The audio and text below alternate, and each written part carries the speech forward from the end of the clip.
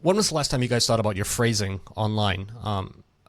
Such as like things like instead of saying rape, you say grape, or instead of saying kill, you say unalive. Um, with that, I want us to begin to think about the role of social media platforms in how they govern people's speech, essentially online through public discourse. My basic thesis is that when private platforms shape public visibility through opaque moderation and algorithmic amplification, they become too essential to democracy to be governed by private profit alone.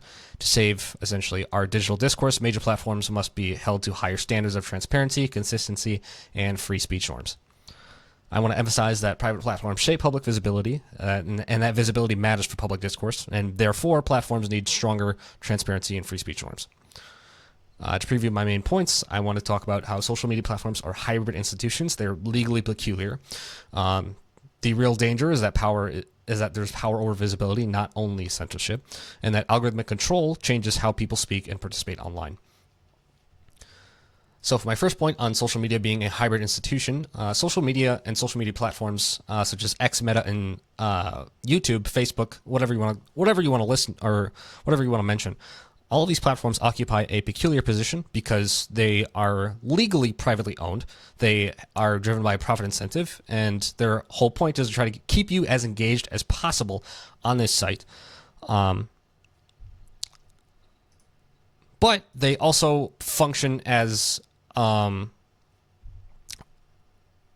sources of public discourse infrastructure. They allow people to communicate at rapid speeds, reaching thousands, 10,000s, 100,000, up to millions of people at a time.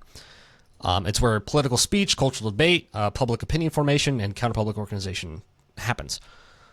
Increasingly, Eugene Volokh, an American law professor, talks about how private power over speech is both valuable and dangerous. It's valuable because there is a type of moderation so that you don't get information overload, but it's dangerous because the curation is not completely neutral, and you're essentially beholden to the company policies or algorithmic policies of these platforms. And for publics and counterpublics, the publics essentially get boosted through these algorithms, and publics are generally broad communities of discourse. Counterpublics are groups which challenge the cultural zeitgeist of the popular discourse, are dominant narratives, and if the infrastructure is privately controlled, the rules of public argument are, again, shaped by public policy. Or not public, sorry, definitely not public policy, company policy, excuse me. And once you recognize that these platforms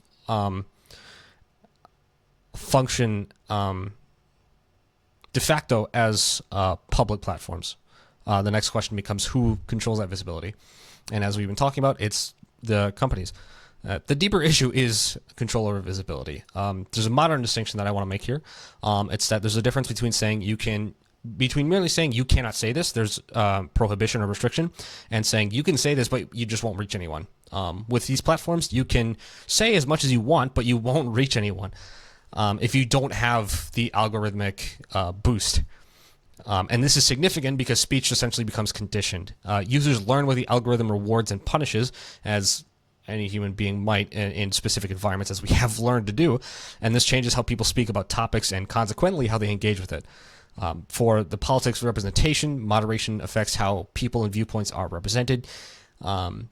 You view certain people as legitimate participants in something. I see increasingly that people online are beginning to treat people with blue checkmarks and large followings as legitimate participants in public discourse, despite maybe not having any personal ties to it. You can also find people that are suspicious actors or invisible presences, or you can become, an invisible presence. There was something about how X had an alarming number of bots on it, which is also another thing to consider, which I would love to talk about at some point, but I don't think I'll be able to get into that. But just it's important to know that bots also unfairly influence what are essentially these public platforms because they influence how people talk about certain items through outrage, engagement, things of that nature. William C. Morgan, a trial attorney in the Cleveland Law State Review, talks about a censorship pendulum where moderation can shift depending on political pressure or the current administration. And this erodes trust in the neutrality of the digital square, naturally.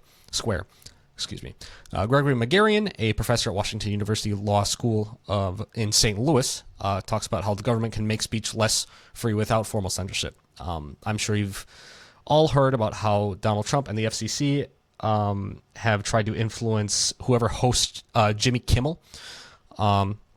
But essentially, the government can do this through pressure, intimidation, nudging private platforms, and encouraging platforms to carry state-preferred messages or suppress disfavored ones.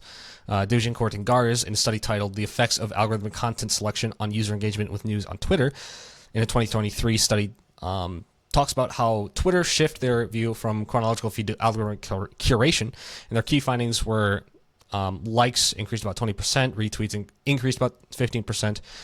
All of this to talk about how algorithms specifically boost certain messages more so than not whatever is considered the popular public discourse. And this is significant because algorithms essentially decide what kind of news becomes more visible and rewarding, and this does result in a kind of narrowing of the marketplace of ideas. So from that, we talk about the cost, and the cost causes a decay in this cost is a decay in authentic public communication. We get stuff like algospeak, what I was talking about in the beginning. Matthew Petit describes this as algospeak in an article in Reason magazine, and then from changing how we're talking about a specific issue because of the algorithm, it becomes. This algospeak is a form of strategic hiding where people adapt their speech to avoid algorithmic punishment, and essentially we're hiding from a kind of digital secret police.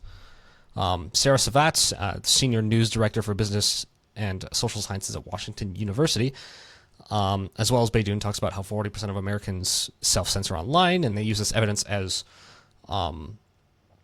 self-censoring. People begin to self-censor themselves, and the public discourse eventually becomes inauthentic or less authentic than it would be. A little over time. Ashwini Ashok Kumar et al.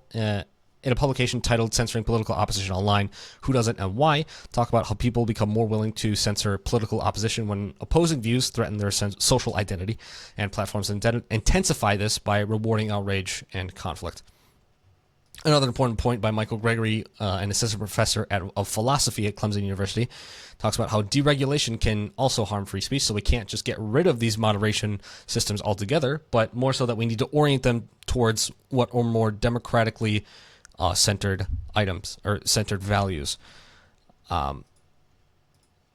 Essentially, to restate my thesis, platforms shape public visibility. They function as democratic infrastructure, and they need stronger standards. And social media platforms are hybrid institutions. Their deepest power is over the control of visibility, and algorithmic moderation changes how people speak, what they withhold, and what becomes politically real. Essentially, we need transparency in algorithmic ranking, consistency in moderation, meaningful appeal processes, disclosure and or resistance to improper government pressure, and free speech norms that protect dissent and democratic deliberation. If I had to get a closing line before I'm getting older, the algorithm should not be the secret police of public discourse.